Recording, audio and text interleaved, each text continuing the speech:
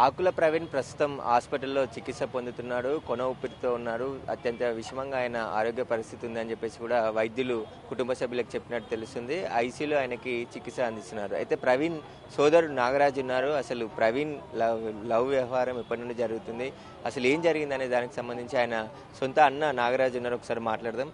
ఏమైందండి అసలు ఈరోజు పొద్దున ఎప్పుడు వెళ్ళిండు మీ తమ్ముడు ఇంట్లో నుంచి, ఎప్పుడు ఎక్కడికి వెళ్ళిండు? నేను పొద్దున్నే ఆఫీస్కి వెళ్ళిపోతానండి. పొద్దున్న ఎప్పుడు ఎక్కడికి వెళ్ళిండి ఏంది అనేది మనకు తెలియదు. బట్ వీళ్ళు ప్రేమలో ఉంటున్నారని చెప్పి నాకు 3 నెలల నుంచి తెలుసు. ఎంత ఏంది అనేది మనకు ఎగ్జాక్ట్లీ ఏం తెలియదు. బట్ నిన్న నైట్ మాత్రమే నేను కలిసి మాట్లాడడం జరిగింది మా తమ్ముతో. దానికి అడిగేదన్నా బీటెక్ అయిపోయింది, ఇప్పుడు ఎంటెక్ గురించి మాట్లాడితే సరే అన్న పీసెట్ రాస్తాను అని చెప్పాడు. దాని తర్వాత చూసే వరకు మా మామయ్య ఫోన్ చేసి చెప్పేవాడికి నాకు తెలిసింది. నేను డైరెక్ట్ హాస్పిటల్కి వచ్చాను. అంటే ఏమన్నా నిన్న మాట్లాడినప్పుడు మీ తమ్ముడు ఈ లవ్ గురించి కానీ ఈ అమ్మాయి ప్రేమ విషయం కానీ మనం చెప్పిండా, లేకుంటే ఏమనుకున్నారు అసలు?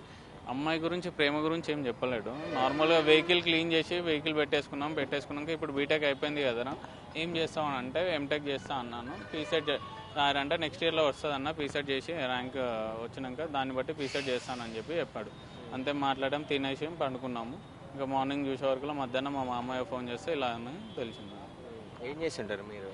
నేను డ్రైవింగ్ ఫీల్డ్. అంటే గతంలో ఒక 6 నెలల క్రితం పెద్ద మనుషుల ముందు మాట్లాడుకున్నారు, పెళ్ళి వద్దు అని చెప్పేసి అన్నారు. మీ దృష్టికి ఏమైనా వచ్చిందా? నా దృష్టికి ఏం రాలేదండి ఇంట్లో. ఎందుకంటే నేను రెగ్యులర్గా ప్రాపర్గా ఇంట్లో ఉండను, నాకు జాబ్లో బిజీ ఉంటాను కాబట్టి ఇంకా మనకు ఎగ్జాక్ట్లీ ఏమైంది అనేది అయితే తెలియదు నాకు. అంటే ఒకే కాలనీలో ఉండేవారంట గతంలో మీరు, అదే బస్సు? ఒకప్పుడు ఒక కాలనీలో ఉండేవాళ్ళం, అంటే పక్క సందులలో కాలనీస్. అంటే ఏం చెప్పింది మీ తమ్ముడు? 3 నెలల క్రితం మీకు తెలిసింది పెళ్లి చేసుకోవాలనుకుంటున్నా, లేకుంటే నిరాకరించిరా వాళ్ళ కుటుంబ సభ్యులు? మా తమ్ముడు ఏం చెప్పలేడండి. అంటే వీళ్ళు లవ్లో ఉన్నారని చెప్పి ఫ్రెండ్స్ ద్వారంగా తెలిసింది మనకు. మీకు ఇంట్లో ఎప్పుడు చెప్పలేదా నేను ఈ అమ్మాయిని ప్రేమిస్తున్నాను, పెళ్లి చేసుకుంటానని చెప్పి? చెప్పలేదండి. ఎట్లా ఉంది ఇప్పుడు హాస్పిటల్లో డాక్టర్స్ ఏం చెప్తారు? 24 అవర్స్ వరకు ఏం చెప్పలేమని చెప్తున్నారు. మాట్లాడుతున్నాడా? లేదండి, మాట్లాడతలేదు. కాన్షియన్స్లో లేదు. ఏం చేస్తుండే మీ తమ్ముడు? ఇంకా బీటెక్ అయిపోయిన తర్వాత జాబ్ ఏమని చేస్తుండే? ప్రైవేట్ ట్యూషన్స్ చెప్తుండే. అంటే పోలీసుల దగ్గరికి గతంలో వాళ్ళు వెళ్ళడం కానీ మీరు వెళ్ళడం అసలు ఏది జరగలేదు? ఏమీ జరగలేదు పోలీసు వాళ్ళ దగ్గర అంతవరకు అయితే ఏం జరగలేదు. వీళ్ళు లవ్లో ఉన్నారని చెప్పి తెలుసు, జస్ట్ నార్మల్గా అంతకు మించి అయితే మనకి పొద్దున మాట్లాడిరా మీ తమ్ముడితో, ప్రవీణ్తో? నేను ఎర్లీ మార్నింగ్ వెళ్ళిపోయాను. ఇంట్లోనే ఉన్నాడా మీరు వెళ్ళేటప్పుడు? ఇంట్లోనే ఉన్నాడు. ఎన్ని రోజుల నుంచి ఉంటురా కాలనీలో కానీ ఇప్పుడు మొత్తం మీరు ఇక్కడ ఉండడం? పటాన్చెరుకు వచ్చి 12 years అవుతుంది. అమ్మాయి అప్పటి నుంచి ప్రవీణ్కి తెలుసా? చిన్నప్పుడు తెలియదండి అది. ప్రవీణ్కి ఎప్పటి నుంచి అమ్మాయి పరిచయం ఉంది ఏందనేది నాకు ఎగ్జాక్ట్లీ ఏమీ తెలియదు. అంటే ప్రవీణ్తో వాళ్ళ ఇంట్లో 6 నెలల క్రితం మాట్లాడాము, అప్పుడు కొంచెం మందలించాము అని చెప్తున్నారు. అదే కోపం పెట్టుకొని ఇలా చేసి ఉంటాడని చెప్పేసి కూడా వాళ్ళ కుటుంబ సభ్యులు అంటారు. లేదండి, అలానైతే చేయడానికి ఉండదు. కాకపోతే వాళ్ళు మాట్లాడి ఉంటారు, అది నా దగ్గర వరకు అయితే రాలేదు. వాళ్ళు మాకు పరిచయం ఉన్నారు, వాళ్ళకు మేము తెలుసు ఏందని చెప్పి ఏదైనా ఇంట్లో చిన్న ఫంక్షన్స్ ఉన్నప్పుడు వాళ్ళు రావడము, మేము వాళ్ళ దగ్గరికి వెళ్ళడం జరుగుతుంది. కానీ ఇలా పెట్టుకొని చేయడం అనేది అయితే లేదండి. అంటే అప్పుడు మీకు వారికి సంబంధాలు ఉన్నాయి? సంబంధాలు అంటే ముక్కు పరిచయం అంతే. నేబర్స్ ఎలానో అలా. ఏం చేస్తారు మీ ఫాదర్ మదర్ ఎక్కడ ఉంటారు? మీ ప్రాపర్ ఎక్కడ? ఫాదర్ లేడండి, ప్రాపర్ వచ్చేసి మెదక్, మాది మానేపల్లి విలేజ్, వెల్దుర్తి మండలం వస్తుంది. పోలీసులు వచ్చిరా ఏమన్నా? వచ్చారు, ఎంక్వైరీ చేశారు, వెళ్ళారు. ఎలా ఉంది ఏంటి అని అన్ని స్టేట్మెంట్ తీసుకొని వెళ్ళిపోయారు.